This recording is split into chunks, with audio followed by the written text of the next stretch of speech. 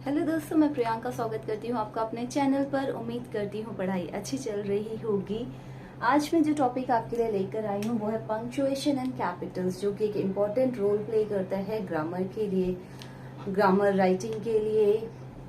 और हर competitive exam में इसके 1 से 2 नंबर के क्वेश्चन आते ही आते हैं। तो चलिए स्टार्ट करते हैं, समझ लेते हैं पंक्चुएशन। पंक्चुएशन बेसिकली होते क्या है? पंक्चुएशन ऐसे मार्क्स जो कि एक सेंटेंस में पॉज या ब्रेक लेने के लिए यूज किए जाते हैं। डेफिनेशन मैंने लिखी हुई है यहाँ पर। Punctuation is a mark which denotes a pause और break in a sentence. Punctuation एक ऐसे मार्क्स होते हैं जो कि बताते हैं एक सेंटेंस में पॉज और ब्रेक यहाँ पर लेना है। आपने देखा होगा ना कई सारी बुक्स में या कई सारे कंटेंट जहाँ पर क्या है, कुछ मार्क्स यूज होते हैं, फुल स्टॉप अपनी जगह है और उनका एक रीडिंग का पैटर्न होता है कि कब फुल स्टॉप आया, कितना रुकना है आपको, कॉमा आया, उनका एक रीडिंग का पैटर्न होता है, उसके हिसाब से पॉज लेना होता है। तो यहाँ पर मैंने कुछ पंक्चुएशन जो हमारे यूज होते हैं उनको लिस्ट आउट किया है। Full stop, comma, colon, semicolon, mark of interrogation, dash, parenthesis, inverted comma, hyphen, apostrophe and slash. ये वो पंक्चुएशंस हैं, ये इनके सिंबल्स हैं और हम इनको एक एक करके पढ़ेंगे कि किस मीनिंग के साथ ये स्टैंड करते हैं। इन्हें स्टार्ट करने से पहले मैं कैपिटल्स के जो रूल है, कैपिटल लेटर्स यूज करने के जो रूल हैं उन्हें देख लेते हैं, फिर हम 1 बाय 1 इनको भी कवर करेंगे। तो देखिए, यूज ऑफ कैपिटल लेटर्स क्या होते हैं, हम में से हर किसी को बताया जाता है, शुरू से ही हमने पढ़ा है, हर जगह लिखा हुआ देखा है कि हर लाइन का पहला अक्षर कैपिटल होता है। मतलब जब आप फुल स्टॉप के बाद में न्यू लाइन स्टार्ट कर रहे हो तो वो कैपिटल लेटर से ही होनी चाहिए। तो first letter of each and every sentence should be capital. First letter in each line of poetry. Poetry को लिखने का ना एक पैटर्न होता है, छोटे छोटे पार्ट्स में, पैराग्राफ्स में, छोटी छोटी लाइन्स में वो पोइट्री लिखी होती है। तो उसके लिए क्या है कि जब भी आप नई लाइन शुरू करेंगे, नेक्स्ट जाएंगे, तो वो फुल स्टॉप बेशक नहीं लगता, लेकिन क्या है, हम उसका हर लाइन का फर्स्ट लेटर कैपिटल होता है। All proper nouns including there सब पार्ट्स, जैसे न्यू दिल्ली, तो न्यू और Delhi, Mumbai, sir John Walter, तो एस, जे और डब्ल्यू, ये क्या है, नाम एक ही है लेकिन सब पार्ट्स है ना, इसके छोटे छोटे से पार्ट्स है, तो उसका हर एक लेटर आपका कैपिटल होगा। Each letter of abbreviation, abbreviation जब लिखी जाती है, शॉर्ट फॉर्म्स लिखी जाती है, उनका हर लेटर कैपिटल लेटर होता है। MA, masters of arts, MBBS, bachelor in medicine and bachelor in surgery. NATO है आपका North Atlantic Treaty Organization, USA, United State of America. God related each noun और pronoun, जैसे एक सेंटेंस मैंने लिखा, God has thousands at his command. God की command पर हजारों लोग है या हजारों हाथ है, तो गॉड, जी कैपिटल होगा, बेशक से सेंटेंस के बीच में भी आए, और हिज, गॉड के लिए यूज हुआ है, प्रोनाउन की बात कर रहे हैं ना, रिलेटिव प्रोनाउन, तो यहाँ पे क्या है, हिज, एच भी कैपिटल होगा। प्रोनाउन आई और interjection O always in capital. This is all what I can do for you, मैं आपके लिए इतना ही कर सकता था, ठीक है, कर सकता हूँ, या वो सब कुछ जो मैं आपके लिए कर सकता हूँ। ओ इंटरजेक्शन है, यू आर, ओ मतलब सरप्राइज के साथ में बोल, oh you are here for me, तुम यहाँ मेरे लिए हो। तो ये कुछ रूल्स है कैपिटल लेटर्स के। अब हम एक एक करके इन सारे पंक्चुएशंस के बारे में पढ़ते हैं। उम्मीद करते हैं कैपिटल लेटर्स के रूल आपको समझ आए होंगे। आगे पढ़ते हैं, आइए देखते हैं यूजेस और रूल्स ऑफ पंक्चुएशन। यहाँ पे जो भी पंक्चुएशन लिखे उनको एक एक करके हम पढ़ लेते हैं, समझ लेते हैं। फुल स्टॉप, फुल स्टॉप क्या है, असर्टिव, इंपरेटिव सेंटेंसेस जो भी होंगे उनके लास्ट में, मींस इंटेरोगेटिव और एक्सक्लेमेटरी सेंटेंसेस के अलावा जो भी सेंटेंसेस हैं उनमें जब सेंटेंस कंप्लीट हो जाता है तो लास्ट में हम फुल स्टॉप लगते हैं। एक्सक्लेमेटरी में एक्सक्लेमेटरी मार्क ये वाला, और इंटेरोगेटिव में ये मार्क ऑफ इंटेरोगेशन ये यूज करते हैं हम, ठीक है। उनके अलावा सभी सेंटेंस में लास्ट में हम क्या करते हैं, कंप्लीट होने पर फुल स्टॉप लगाते हैं एब्रिविएशन के साथ में। मैंडेटरी नहीं है, जैसे यूनेस्को, यूएसए है, एमडी है, तो इनमें क्या है, लगा भी सकते हैं और नहीं भी, मैंडेटरी नहीं है। कुछ फुल फॉर्म्स के साथ में मैंडेटरी नहीं है। जैसे आपने देखा होगा लिखा हुआ हर जगह पर, चाहे वो बीए लिखा हो चाहे वो एमए लिखा हो, समटाइम्स फुल स्टॉप लगता है, समटाइम्स नहीं लगता है। मिस्टर और मिसेस के साथ में ध्यान रखिए नहीं लगाते हैं, ठीक है। मिस्टर और मिसेस के साथ में फुल स्टॉप एप्लीकेबल नहीं होता है। ऑर्डिनल नंबर्स जो भी होते हैं, फर्स्ट सेकंड थर्ड फोर्थ, जो ऑर्डर बताते हैं उनके साथ में भी फुल स्टॉप एप्लीकेबल नहीं होता है। ये फुल स्टॉप की लिमिटेशंस हैं। कॉमा की बात कर लेते हैं। सीरीज ऑफ वर्ड्स, कॉमा क्या होते हैं? सिमिलर वर्ड्स, एक ही सेंटेंस में कई सारे वर्ड्स जो भी यूज होते हैं, अगर सिमिलर वर्ड्स यूज होते हैं उनको सेपरेट करने के लिए, सेपरेशन का काम करता है एक ही सेंटेंस में। Series of words of same part, एक ही सेंटेंस के में वर्ड्स को सेपरेट करने के लिए यूज होता है कॉमा। जैसे एग्जांपल देखिए, I have seen Mumbai, Kolkata and Chennai. मैंने देखा है या मैंने घूमी हूँ कहाँ कहाँ, मुंबई, कोलकाता और चेन्नई। यहाँ पे जो कॉमा लगा है ना एंड से पहले, ये कुछ जगहों पर आपने कभी कभी कॉमा लगा देखा होगा, कुछ पे नहीं। तो ये मैंडेटरी नहीं होता, इसका कोई रूल नहीं है ऐसा। कॉमा लगा भी सकते हैं एंड से पहले और कॉमा नहीं भी लगा सकते हैं, दोनों तरह से ये कंसीडर होगा कि एंड से पहले वाले वर्ड में कॉमा लगा भी सकते हैं और नहीं भी लगा सकते हैं, दोनों ही सही है। दूसरा रूल होता है कि जब कंट्रास्ट वर्ड पेयरिंग होते हैं तो उनको सेपरेट करने के लिए, जैसे हाई एंड लो एक सेपरेट है, रिच एंड पुअर ये एक सेपरेट पेयर है, ऑल आर असेंबल्ड हियर, ठीक है, सभी लोग यहाँ पर असेंबल्ड हैं। एडवर्ब्स एंड एडवर्बियल फ्रेज को अलग करने के लिए, जैसे देन, देन क्या है? Adverb of time. Then after waiting for an hour, तब एक घंटा वेट करने के बाद, he saw me coming, we saw him coming out, हमने उसे बाहर आते देखा, ठीक है। तो एडवर्ब्स या एडवर्बियल फ्रेज को सेपरेट करने के लिए भी ये यूज होता है। जैसे अगर मैं बोलूं एडवर्बियल फ्रेज के लिए, एक और एग्जांपल ले लेते हैं कि जॉन मिल्टन कॉमा, यहाँ पे लिख देती हूँ, मैं रब कर दूंगी इसको।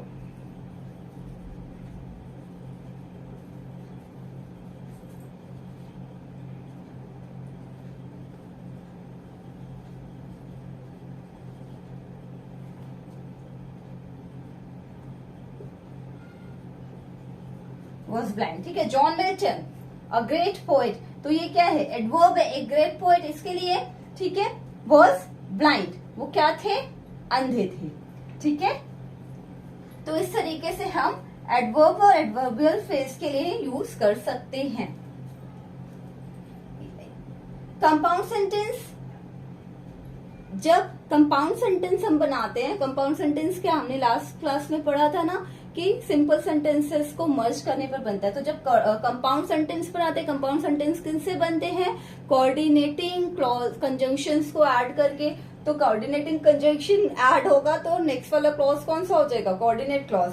तो कंपाउंड सेंटेंस में कोऑर्डिनेट क्लॉज को अलग करने के लिए भी यूज होता है। जैसे स्टॉर्म्स में ब्लो एंड क्लाउड्स में burst, comma, but I must go. कहावत सुनी है ना आपने, प्रोवर्ब सुना है कि चाहे आंधी आए चाहे तूफान आए, ठीक है, चाहे तूफान आ जाए, चाहे बादल गरजे, आंधी आए, बारिश हो, हमें लेकिन मुझे जाना ही है, ठीक है। चाहे आंधी आए चाहे बारिश आए, मुझे जाना, चाहे आंधी आए चाहे बारिश हो, मुझे जाना ही है, या बादल गरजे, ठीक है, तो मुझे जाना ही है। तो ये थी, आगे के रूल्स कुछ देख लेते हैं। ये एक सेंटेंस है, Nelson the great wrestler was one. अब यहाँ पे क्या है? नाउन और फ्रेज ऑफ अपोजिशन, इनको सेपरेट करने के लिए मतलब एड्रेस कर रहे हैं हम, ठीक है। तो यहाँ पे क्या है? नेल्सन कौन है? The great wrestler was one. यहाँ पे भी क्या है? इनको सेपरेट करने के लिए भी हम कॉमा का यूज करते हैं। ऐसे बहुत सारे हैं कि एक ही सेंटेंस में कई सारी डिग्रीज यूज कर रहे हैं, या हम अपने बारे में कई सारी चीजें बता रहे हैं, कई सारी क्वालिटीज को एक ही सेंटेंस में बता रहे हैं, तो उसके लिए भी यूज होता है कॉमा। या अगर आप किसी को एड्रेस कर रहे हो, जैसे Ram, where are you going, Ram तुम कहाँ जा रहे हो, तो राम एक पॉज लिया, मतलब राम को आप एड्रेस कर रहे हो स्पेशली, या वेयर आर यू गोइंग तभी कॉमा लगा के राम और फिर इंटरोगेटिव मार्क लगाते। ठीक है, अब बात कर लेते हैं कॉलन की। तो कॉलन क्या कहते हैं, कॉलन क्या है, कॉलन बेसिकली ना फुल स्टॉप के बाद में अगर कुछ दूसरा है कंप्लीट करने के लिए कोई मार्क, तो वो कॉलन ही है। क्योंकि जब हम कॉलन यूज करते हैं तो कॉलन क्या है, एक जैसे किसी चीज को लिस्ट आउट करने के लिए यूज किया जाता है। ठीक है, listing out the things.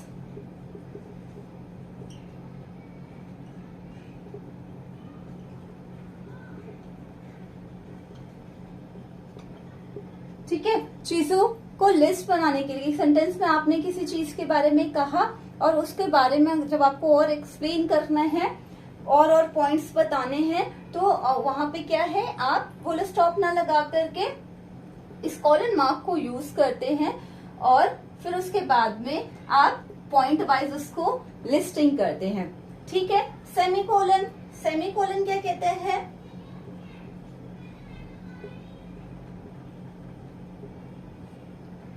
Semicolon, semicolon क्या करता है कि आपका ये कनेक्शन शो करता है,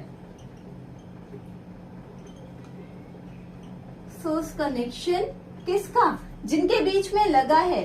ठीक है, one part two another part. ठीक है, एक पार्ट का दूसरे पार्ट से कनेक्शन, जैसे अगर मैंने डैश डैश डैश सेमीकोलन लगा के डैश डैश डैश लिख दिया कुछ, तो उसका मतलब है कि यहाँ पे ये जो लाइन कही गई है ये इस वाली लाइन से, इस वाले स्टेटमेंट से कनेक्ट करती है। ठीक, मार्क ऑफ इंटेरोगेशन, वो तो आपको पता ही है कि मार्क ऑफ इंटेरोगेशन हमारा ये होता है, क्वेश्चन मार्क के लिए यूज किया जाता है। ठीक है, क्वेश्चनिंग के लिए यूज किया जाता है, लास्ट में लगता है डैश। डैश क्या करता है, दो चीजों के बीच के गैप को मर्ज करता है, टू मर्ज द गैप, और रिलेशन गैप या ब्रेक। ठीक है, जैसे हम आपने देखा होगा ना, हम एक लाइन में कंटिन्यूटी में लिखते हैं एक वर्ड, अगर ये कोई नहीं आ रहा है, अपॉइंट डैश मेंट, मीन्स ये क्या है, यहाँ पे डैश है ये, तो ये क्या करता है, इसको इससे डैश क्या करता है, मर्ज करता है, ब्रेकेज को मर्ज करने का काम करता है। पैरेंथेसिस, ब्रैकेट, ब्रैकेट का काम क्या होता है, ब्रैकेट बताता है कि जो भी चीज बाहर लिखी हुई है ना, ब्रैकेट में लिखी हुई चीज क्या है, ब्रैकेट में लिखी हुई चीज उसी का एक उसको ही जस्टिफाई करते हुए एक मीनिंग दे रहा है। ठीक है, उसको ही एक्सप्लेन कर रहा है या उससे रिलेटेड कुछ मीनिंग उसमें लिखा हुआ है, जिसको कि हम बाहर सेंटेंस में ऐड करके, मेन सेंटेंस में ऐड करके और लंबा नहीं बनाना चाहते थे सेंटेंस को। इसमें क्या है, एक एक्सप्लेनेशन हो जाता है, एक्सप्लेनेशन भी हो सकता है, एग्जाम्पल भी हो सकता है। ठीक है, जो सेंटेंस बाहर लिखा हुआ है, जो स्टेटमेंट बाहर लिखी हुई है उससे। ठीक, inverted comma,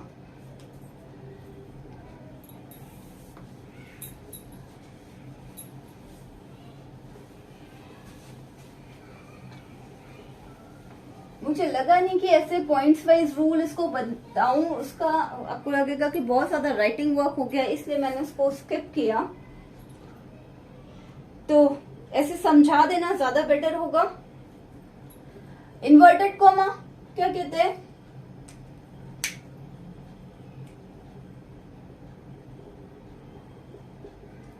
to put something in quoted form, अगर किसी कोटेशन को या किसी के वर्ड को एज इट इज रखना है, ठीक है, एज इट इज वाली पोजीशन में अगर किसी चीज को रखना है, किसी स्टेटमेंट को या फिर किसी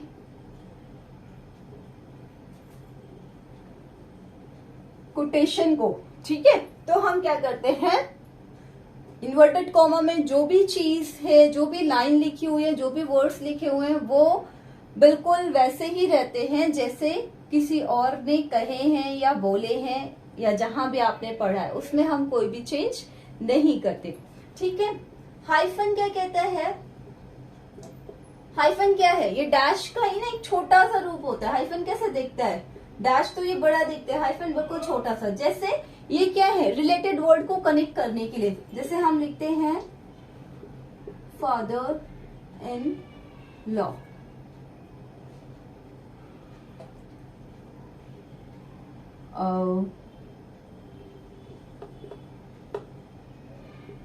मदर इन लॉ, तो ये क्या है, इन सेपरेट वर्ड्स का एक साथ जो कनेक्शन दिखा रहा है ना, कि ये सारे कनेक्टेड और एक ही वर्ड है, ठीक है। तो इसके लिए हम क्या यूज करते हैं, हाइफन। नेक्स्ट है आपका अपोस्ट्रोफी, ठीक है। तो अपोस्ट्रोफी क्या दिखाता है, मीनिंग ऑफ दिखाता है, मीन्स रिलेशन विद नाउन, जो नाउन यूज हुआ है उसके साथ में रिलेशन का, ठीक है, ऑफ की जगह पर यूज किया जाता है। मीनिंग ऑफ रिलेशन ना दिखा करके मैं उसको बोलूंगी मीनिंग ऑफ या रिप्लेसमेंट ऑफ, ठीक है, मीनिंग ऑफ। अब देखो इसी को मैंने ब्रैकेट में और ज्यादा क्लियर कर दिया ना, कि ये समझ में आ रहा है तो ठीक है, मीनिंग ऑफ मतलब का बताता है, नहीं समझ में आया तो जहां पे ऑफ यूज कर सकते हैं, और ज्यादा क्लियर हो गया इससे कि रिप्लेसमेंट ऑफ की जगह पर हम इसको यूज कर सकते हैं, ठीक है। अब यहीं पे देखो मैं स्लैश का मतलब भी बता दूं आपको। अच्छा, आई गया है स्लैश। स्लैश का मीनिंग क्या है, अगर मैं इसी को लिखती, चाहे ये बोलो या चाहे ये बोलो, मीनिंग ऑफ या फिर आप ये भी कह सकते हैं, ठीक है। तो और वाला सेंस,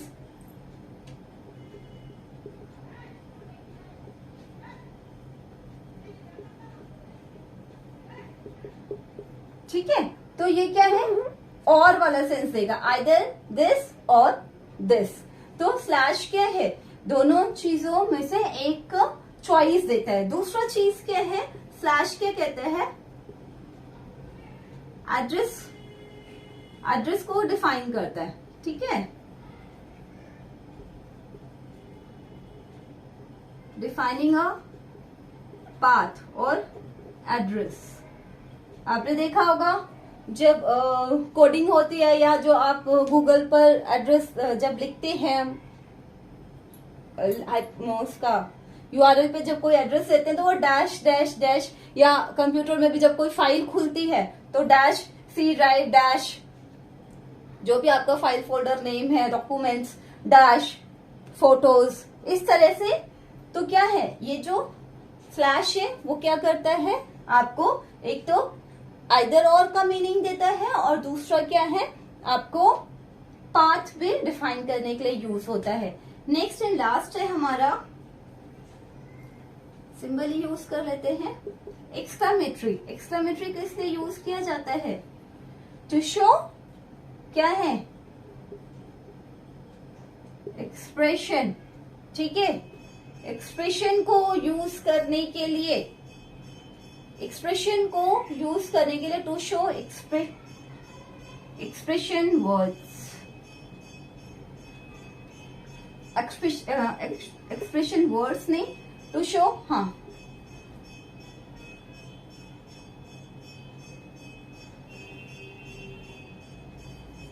नहीं, ये आ जाएगा टू शो सेंस। सेंटेंस में सेंस बताता है ना, टू शो सेंस इन या एक्सप्रेशन,